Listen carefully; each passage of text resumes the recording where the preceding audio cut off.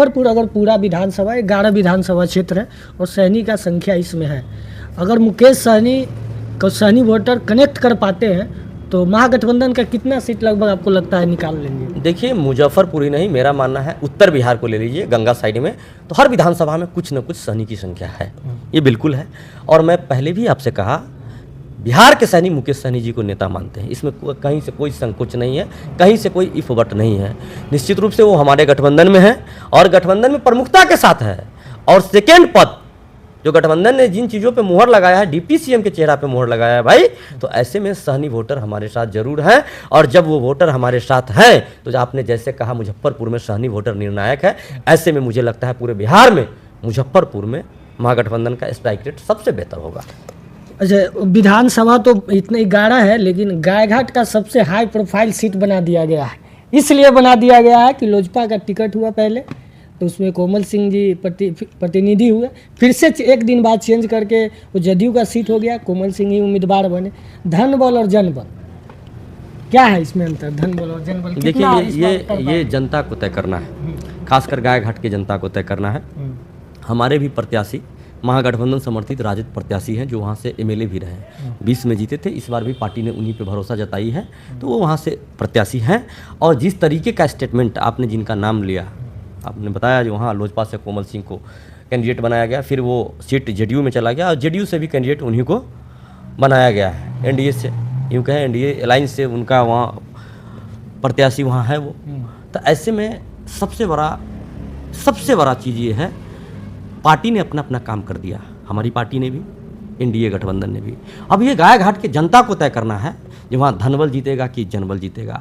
और मैं अपने प्रत्याशी के बारे में ये नहीं कहता, हमारी पार्टी ही जिस विचारधारा पे चलती है, हमारी पार्टी ही जिस विचारधारा को मानती है, वो जनबल की ताकत से हमारी पार्टी है, सामाजिक न्याय की विचारधारा पे चलने वाली पार्टी है। इसमें सभी वर्गों के न्याय के लिए हमारी पार्टी जानी जाती है।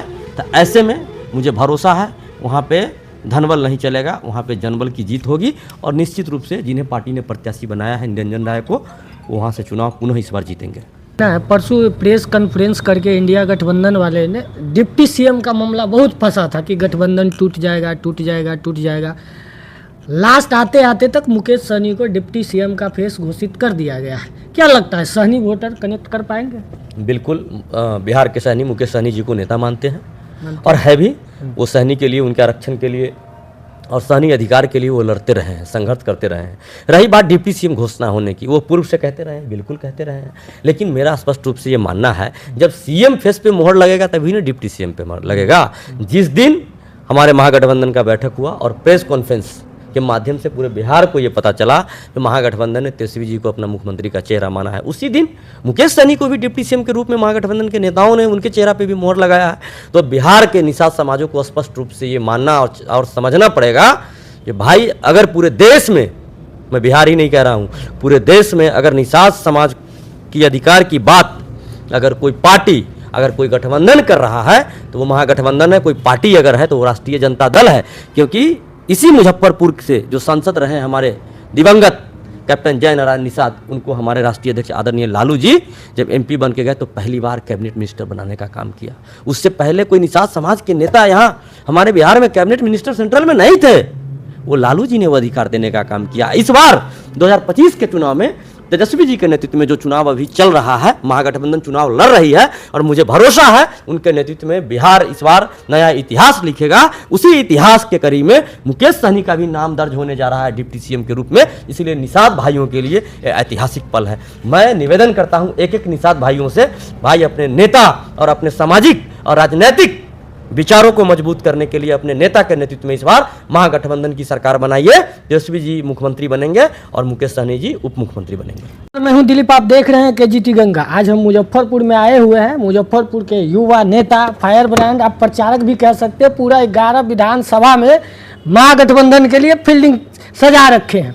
चाहे वो गायघाट विधानसभा ले लीजिए, मीनापुर ले लीजिए, बोचहा ले लीजिए, कुरहनी ले लीजिए, साहिबगंज ले लीजिए, मुजफ्फरपुर ले लीजिए, जितने भी दल के अंदर जितने भी गठबंधन के सदस्य हैं सभी के लिए फील्डिंग तैयार कर रहे हैं, दिन रात मेहनत कर रहे हैं। 2 पर्व खत्म हो चुका है और एक पर्व आ रहा है 6 तारीख को, और हमारे साथ युवा नेता चंदन यादव जी है। आज उनसे बात करने का कोशिश करते हैं कि कुछ ही दिनों में चुनाव का घोषणा होने के बाद कुछ ही दिनों में वोटिंग होने वाला है और पूरा फील्डिंग में जनसंपर्क तेज कर चुका है। कैसे हैं आप? थैंक यू, बढ़िया है, अच्छे हैं। क्या कहना चाहिएगा, इतना मेहनत पूरा टाइट कर रहे हैं, क्या पब्लिक से क्या रिव्यू आ रहा है? पब्लिक से बहुत पॉजिटिव रिव्यू है। पब्लिक एकदम क्लियर है, कोई डाउट में नहीं है। पब्लिक इस बार मन बना चुकी है बिहार बदलने के लिए, नई सरकार बनाने के लिए। पब्लिक एकदम अग्रसर है, उसमें कोई इफ वट नहीं है। लोग 20 साल की ये सरकार से त्रस्त हो चुकी है। जिस तरीके से विगत, मैं ये कह सकता हूँ विगत दो टर्म में नीतीश कुमार जी के नेतृत्व में बिहार में जो शासन चला है, वो बिल्कुल पब्लिक एकदम उस शासन से ऊब चुकी है। लोग त्रस्त हो चुके हैं। लोग अंदर से ये मान ही नहीं रहे हैं जब डेमोक्रेसी भी है। सब लोग ये मान चुके हैं जिसके पॉकेट में पैसा है, जिसके पास पावर है, ये सरकार में उसी का काम होता है। आम लोगों का काम कहीं नहीं हो रहा है। इसलिए नहीं हो रहा है क्योंकि नीतीश कुमार जी डेमोक्रेसी पे कम अफसर पे ज़्यादा भरोसा कर रहे हैं। ये लोकतंत्र पे भरोसा उनको नहीं है। अगर लोकतंत्र पे भरोसा होता तो विधायिका के माध्यम से लोगों का काम होता। उनका काम विधायिका के माध्यम से नहीं, कार्यपालिका के माध्यम से आम लोगों का काम हो रहा है। और कार्यपालिका कितना आम लोगों को समझ पा रही है? जो भी ऑफिसर हैं, जिस थाना में, जिस ब्लॉक में, जिस पंचायत में, ज़रा उनके बारे में पर्सनली आप स्टडी करिएगा तो बिल्कुल ये लगेगा ये सामाजिक ज्ञान उनको नहीं है। मैं स्पष्ट रूप से कहता हूँ, बहुत सारे लोगों को ये दुख होगा क्योंकि कोई भी ऑफिसर है, क्वालिफाइड है, बिल्कुल मैं उनके क्वालिफिकेशन पे सवाल नहीं उठा रहा, बट उनके एक्सपीरियंस पे, पब्लिक कनेक्टिविटी पे जरूर सवाल उठा रहा हूँ। जितना आम कोई वर्कर होता है, पॉलिटिकल वर्कर, चाहे सोशल वर्कर या कोई नेता, जितना पब्लिक से वो कनेक्ट होता है, कोई ऑफिसर नहीं हुआ है, न मुझे लगता है हो सकता है, कोई नहीं सकता है। जब आप लोगों से कनेक्ट ही नहीं होंगे, उनकी समस्याओं के बारे में क्या जानेंगे? नीतीश जी को ये बात आज तक समझ में नहीं आई, और नहीं समझ में आई तो ये बिहार के लिए दुर्भाग्यपूर्ण है। क्योंकि लोग अब ये जानते हैं, ये अफसरशाही की सरकार से लोग त्रस्त हो चुके हैं, ये समझने लगे हैं। लोग अब लालू जी के पुराने शासन को याद करते हैं। जिस वक्त जनता का काम होता था, शासन प्रशासन के माध्यम से लोगों का काम होता, आम लोगों का काम होता था, आम हो या खास, जिसमें अंतर नहीं होता था, उस शासन को लोग याद करते हैं। और ये अफसरशाही वाली ये सरकार से लोग निजात चाहते हैं। इसीलिए सब लोगों ने ये माना है, खासकर युवा वर्ग ने ये ठाना है, इस बार बिहार बदलना है और बिहार में तेजस्वी जी के नेतृत्व में एक नई सरकार बनाना है। उसी पहल पे लोग बढ़ रहे हैं और चुनाव में भी लोग यही मान के आगे बढ़ रहे हैं। चीज़ नेचुरल होता है, उसे हमें खुले तौर पे एक्सेप्ट करना चाहिए। बात रही उम्र का, तो बिल्कुल कहीं ना कहीं इन सब चीज़ों से भी कहीं ना कहीं किसी न किसी जगह पे कम आका जाता है। उसका शिकार सिर्फ मैं ही नहीं हूँ, हमारे नेता भी हैं। हमारे उम्र के जितने भी नौजवान हैं वो अपने ज़िला, अपने क्षेत्र में इन चीज़ों के शिकार हैं। चूँकि आपको याद होगा, मैं याद दिलाता हूँ, जब हमारे नेता सदन में बोल रहे थे, जब नीतीश जी पुनः पलट के उधर चले गए एनडीए के साथ, जब हमारे नेता बोल रहे थे, तो नीतीश कुमार जी ने क्या क्या शब्द का प्रयोग नहीं किया, किन भाषा का प्रयोग नहीं किया हमारे नेता के ऊपर। जब ही बच्चे हो, बहुत कम समझ है, नहीं जानते हो, बहुत तरह की बात तो वो जानते हैं। नीतीश जी अच्छे से जानते हैं। तेजस्वी जी बच्चे उम्र में ज़रूर उनसे छोटे हैं, उनके नज़र में बच्चे हैं, लेकिन उनका जो कार्यशैली है, उनका जो सोच है और उनका जो कमिटमेंट है, वो नीतीश जी से कहीं ज़्यादा पक्का है। पटना में लगातार जब टिकट वितरण हो रहा था तो आप पूरा फील्डिंग टाइट किए थे, कहीं ना कहीं टिस चंदन यादव को है कि टिकट मुझे नहीं मिला। टिकट मिलना न मिलना ये तो पार्टी के ऊपर था। ये पार्टी का जो निर्णय है वो मेरे लिए सर्वमान्य है। नेतृत्व का जो फैसला है वही मेरे लिए सर्वोपरि है। और नहीं मिला है इसका ये मतलब नहीं है जो आगे नहीं मिलेगा।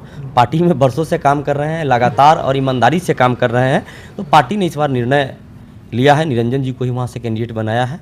हमारा जो अपना कर्तव्य है as a worker, as a party worker, मैं निरंतर काम कर रहा हूँ और एक एक लोगों को जोड़ने का प्रयास कर रहा हूँ गायघाट में, ताकि वहाँ धनबल की जीत ना हो।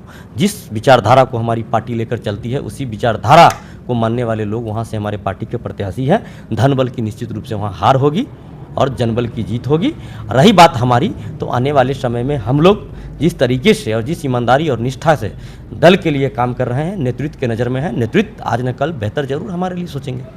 2010 से लेकर के अभी 2025 15 वर्षों के युवा एक कच्चा उम्र से जवान होने तक का सफ़र एक अच्छी अनुभव के साथ एक उम्र का तकाजा बताकर राजनीति में कम अपना या कम अनुभव होना, इस तरह की चीज़ें अगर जो ऊंचे लेवल के कोई नेता है इस तरह के शब्द बोलता है तो क्या लगता है वो कितना सही है या गलत है? देखिए, कुछ चीज़ नेचुरल होता है, उसे हमें खुले तौर पे एक्सेप्ट करना चाहिए। बात रही उम्र का, तो बिल्कुल कहीं ना कहीं इन सब चीज़ों से भी कहीं ना कहीं किसी न किसी जगह पे कम आका जाता है। उसका शिकार सिर्फ मैं ही नहीं हूँ, हमारे नेता भी हैं।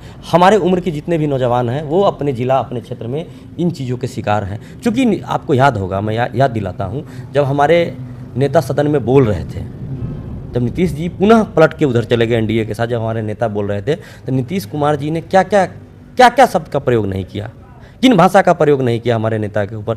जब ही बच्चे हो, बहुत कम समझ है, नहीं जानते हो, बहुत तरह की बात, तो वो जानते हैं, नीतीश जी अच्छे से जानते हैं। तेजस्वी जी बच्चे उम्र में ज़रूर उनसे छोटे हैं, उनके नज़र में बच्चे हैं, लेकिन उनका जो कार्यशैली है, उनका जो सोच है और उनका जो कमिटमेंट है वो नीतीश जी से कहीं ज़्यादा पक्का है। इसीलिए हमारे नेता कहते हैं हमारी उम्र कच्ची ज़रूर है लेकिन बात हमारी पक्की है। तो हम लोग जिस तरीके से काम करते हैं पूरी निष्ठा और ईमानदारी के साथ काम करते हैं। रही बात उम्र का, तो जो लोग जिनके पास कोई जवाब नहीं होता है तो उम्र को आगे ला के खड़ा कर देते हैं। और ये मैं भी मानता हूँ, बहुत सारे चीज़ उम्र के हिसाब से ही आता है। एक्सपीरियंस की बात करें, लेकिन नॉलेज, मुझे लगता है नॉलेज तो आपको करने से होगा, चाहे एकेडमिक ज्ञान है तो वो पढ़ने से होगा, सामाजिक ज्ञान है तो समाज के बीच में रहने से होगा, लेकिन एक एक्सपीरियंस ज़रूर है, एक उम्र से आता है। तो किसी को कुछ नहीं मिलता है तो उम्र का हवाला दे के आदमी किसी को भी बैकफुट पे लाने का कोशिश करता है। उसके शिकार कन्हैया भी है, ऐसा नहीं, कन्हैया को भी बहुत इन सब चीज़ों का सामना करना पड़ता है। कोई अगर आपके पास वैसा पुख्ता आपके पास कोई सवाल नहीं है या फिर कोई इल्ज़ाम नहीं है सामने वाले पे लगाने के लिए, तो सीधी सी एक लाइन में लोग बोलते हैं अरे बच्चा है यार। ये कॉमन बात है, ये कोई बड़ी बात नहीं है। सिर्फ मेरे लिए नहीं, तमाम लोगों पे, ये तमाम नौजवानों पे ये लागू होता है। लेकिन हम नौजवान इन सब चीज़ों से डिगने वाले नहीं हैं और न डरने वाले हैं। इन सब चीज़ों को सामना करके बढ़ेंगे आगे। अच्छा, हर चुनाव में एक ही तरह का सवाल को विपक्ष के तरफ से या सत्ता पक्ष के तरफ से दोहराना कि जंगल राज आ जाएगा, इसको वोट मत दो, गुंडा राज चला जाएगा, ये घोटाला हो जाएगा, ये हो जाएगा, वो हो जाएगा। एक ही तरह का शब्द बार बार कहना कि अगले 5 वर्ष के लिए 20 वर्ष पहले का बात करके राजनीति करना किसी। देखिए, भाजपा के पास और भाजपा नेताओं के पास, मैं इसलिए कह रहा हूँ उनको, भाजपा को कोट कर रहा हूँ, क्योंकि भाजपा के नेता अक्सर इस बात को बोलते हैं। उनके ग्राउंड से लेके और टॉप लेवल के लीडर ये बात बोलते हैं जी ये जंगल राज है, ये शासनकाल अच्छा नहीं है, ये फिर वही भ्रष्टाचार आ जाएगा, या लालू परिवार का डर दिखाने का काम करते हैं बिहार के लोगों को। मैं स्पष्ट रूप से ये कहना चाहता हूँ, जिस शासनकाल की ये बात करते हैं, आज भाजपा में जितने भी नेता देख रहे हैं, खासकर पिछड़े वर्ग के जो चेहरा है, वो लालू जी के अगर वो जंगल राज कहते हैं तो मैं मानता हूँ जो उसी जंगल राज का उपज वो नेता आज शीर्ष पंक्ति में बैठते हैं भारतीय जनता पार्टी के मंच पे, चाहे वो प्रदेश में हो या देश में हो। मैं देश की भी बात कर रहा हूँ, वो लालू यादव का ही सोशल जस्टिस का देन है, वो सामाजिक न्याय का देन है, वो लालू जी का संघर्षों का देन है, जिसे ये लोग जंगल राज कहते हैं। उसी जंगल राज से सामाजिक न्याय का नई तरीके से उत्थान हुआ और ये लोग आज नेता बन के बैठे हुए हैं। सिर्फ नेता ही नहीं बने, लालू जी ने जो ये लोग कहते हैं जंगल राज, लालू जी ने अपने शासनकाल में 6 यूनिवर्सिटी बिहार को देने का काम किया। लालू जी जब रेल मंत्री बने तो उस समय रेल को मुनाफे में पहुंचाने का काम किया, जो ये पूरा देश ही नहीं पूरी दुनिया जानती है। जो लालू जी रेल को मुनाफा में, भारतीय रेल व्यवस्था को मुनाफा में पहुंचाने का काम किया। और ये भारतीय जनता पार्टी के लोग और भारतीय जनता पार्टी के नेता वो भी बोलते हैं कि अगर सामाजिक न्याय का अगर कोई पुरोधा है इस देश में, और गरीब, मजलूम, किसान, पिछड़े वर्ग, दलित वर्ग, मैं कास्ट लाइन पे नहीं जाना चाहता, पिछड़े मतलब आर्थिक रूप से भी, सामाजिक रूप से भी, शैक्षणिक रूप से भी पिछड़े का ये मतलब होता है सिर्फ जात पे ही इसको लाके खड़ा कर देना, बिल्कुल नहीं। उन तमाम लोगों को भी आवाज़ देने का अगर काम हुआ तो लालू जी के शासनकाल में हुआ। और ये लोग जो कहते हैं जंगल राज, तो बहुत सारे ऐसे लोग हैं जो भारतीय जनता पार्टी में बैठे हुए जो जंगल राज के लाभार्थी, मैं ये कहना चाहता हूँ। चलिए, एक सवाल आखिरी है कि 11 विधानसभा क्षेत्र है, कितने विधानसभा पे आपका पार्टी इस बार जीत रही है? मुजफ्फरपुर का, बिल्कुल मुजफ्फरपुर में जिस तरीके का समीकरण हमारे नेता ने बैठाया है, जिस तरीके का टिकट बंटवारा सामाजिक समीकरण को देखते हुए हमारे पार्टी के द्वारा किया गया है, मुजफ्फरपुर का स्ट्राइक रेट बेहतर होगा, पहले से बेहतर होगा और निश्चित रूप से एक एक सीट के दम पे हम लोग बिहार में एक नई सरकार बनाने का काम करेंगे। मुन्ना यादव जी निकाल रहे हैं सीट। बिल्कुल, मुन्ना भैया में कोई डाउट है क्या आपको? उतने फायर ब्रांड लीडर हैं, इतना अच्छा बोलते हैं, वर्करों का आवाज़ है, इसमें डाउट कहाँ है? वो तो निरंतर लगे रहते हैं। SKMCH कैंपस में भी, कैंपस के पास ही उनका अपना आवास है, वहाँ पे जितने भी, सिर्फ मीनापुर ही नहीं, जहाँ तक मैं जानता हूँ, उत्तर बिहार के, मैं ये व्यक्तिगत रूप से ये बताना चाहता हूँ, उत्तर बिहार के जो भी गरीब गुरबा, खासकर जिनको कोई सहायता करने वाला नहीं होता है, जो लोग SKMCH में पहुंचते हैं, उनको दिन रात एक करके उनकी मदद करते हैं, उनको इलाज कराते हैं, हर तरीके से सहायता करते हैं। तो हमको तो नहीं लगता है ये मीनापुर में कोई डाउट है, कोई लड़ाई है। निरंजन राय कितने वोट से इस बार जीत रहे हैं गायघाट? ये जनता तय करेगी, ये मैं तय करने वाला कौन होता हूँ? कोमल सिंह कितना बड़ी चुनौती होगी? निरंजन राय जी के पक्ष में वोट मांगना, उनके लिए कैंपेन करना, ये मेरा धर्म है, ये मेरे पार्टी का निर्देश है। उस निर्देश पे मैं कायम हूँ और उस निर्देश को पालन कर रहा हूँ। लेकिन कितने वोट से जीतेंगे और नहीं जीतेंगे, ये प्रिडिक्ट करने वाला मैं नहीं हूँ, ये गायघाट की जनता तय करेगी। कोमल सिंह चैलेंजिंग हो सकती है? कोमल सिंह चैलेंजिंग किस मोड में आप बोलना चाहते हैं? मुझे नहीं लगता है, मुझे ये नहीं लगता है जो चैलेंजिंग, अगर पॉलिटिकल चैलेंजिंग की बात करते हैं और ख़ासकर सोशल चैलेंजिंग की बात करते हैं, तो मुझे नहीं लगता है। अगर वो चैलेंजिंग अगर है तो आज की डेट में जिन लोगों ने मुजफ्फरपुर के राजनीति को कॉमर्शियल बना दिया है, इस मामले में वो चैलेंजिंग हो सकती है। बाद बाकी मुझे नहीं लगता है ग्राउंड पे वो चैलेंजिंग है, बिल्कुल नहीं। लोग उनके पास, वर्कर हमारे पार्टी से, हमारे गठबंधन के जो उम्मीदवार हैं उनसे ज़्यादा उनके पास नहीं है, लोगों का समर्थन भी उनके पास नहीं है। हाँ, एक चीज़ है, उनके पिता ये जरूर बोलते हैं मैं मुजफ्फरपुर का मुख्यमंत्री हूँ, तो ये नीतीश कुमार जी को तय करना होगा कि इस बिहार में एक मुख्यमंत्री है या जिलावार उन्होंने मुख्यमंत्री बना के रखा है। और ये गायघाट की जनता पे भी इस सवाल को मैं छोड़ता हूँ कि भाई आपको तय करना है कि भाई ये जो दावा करते हैं जो मैं मुख्यमंत्री हूं, जो चाहूँगा वही होगा, तो ये आपको तय करना है। इनके चाहने से मुजफ्फरपुर चलेगा कि आपके चाहने से गायघाट और मुजफ्फरपुर चलेगा, ये आपको तय करना है। दोस्तों, अभी हमारे साथ थे युवा राजद नेता चंदन यादव, अपने बेबाकी से हर सवालों का जवाब दिए। मुजफ्फरपुर के 11 विधानसभा क्षेत्रों में घूम घूम कर कैंपेन कर रहे हैं, रात दिन मेहनत कर रहे हैं। इस बार टिकट के लिए गायघाट विधानसभा से इनकी दावेदारी एकदम प्रबल थी। पटना में ताबड़तोड़ फील्डिंग किए, लेकिन इनसे पूछे भी कि कोई नाराज़गी या टीस है कि टिकट आपको नहीं मिला। बोला जो पार्टी का जो फैसला होगा वो सराखों पे है, हम पार्टी के लिए काम करते हैं, अगर इस बार नहीं तो आगे ज़रूर मिलेगा। हर सवालों का जवाब ईमानदारी पूर्वक दिए। युवा नेता है, 10 से 15 वर्षों से पार्टी के लिए, जब से नौजवान थे तब से आज तक संघर्ष कर रहे हैं। किसी भी कार्यकर्ता को किसी विधानसभा का प्रतिनिधित्व करना एक चैलेंजिंग सा है आज के लीडरशिप में, क्योंकि अगर जिसके पास धन बल और जन बल नहीं है, वो कहीं ना कहीं राजनीति से दूर हो जाते हैं, चाहे वो कितना भी क्रांतिकारी हो, कितना अच्छा बोलता हो, कितने पढ़े लिखे हो, या कितना ऑनेस्टी या मेहनती कार्यकर्ता हो। हमने इनसे आपको बात कराने का कोशिश किया। देखते रहिए KGT गंगा दिलीप के साथ। धन्यवाद।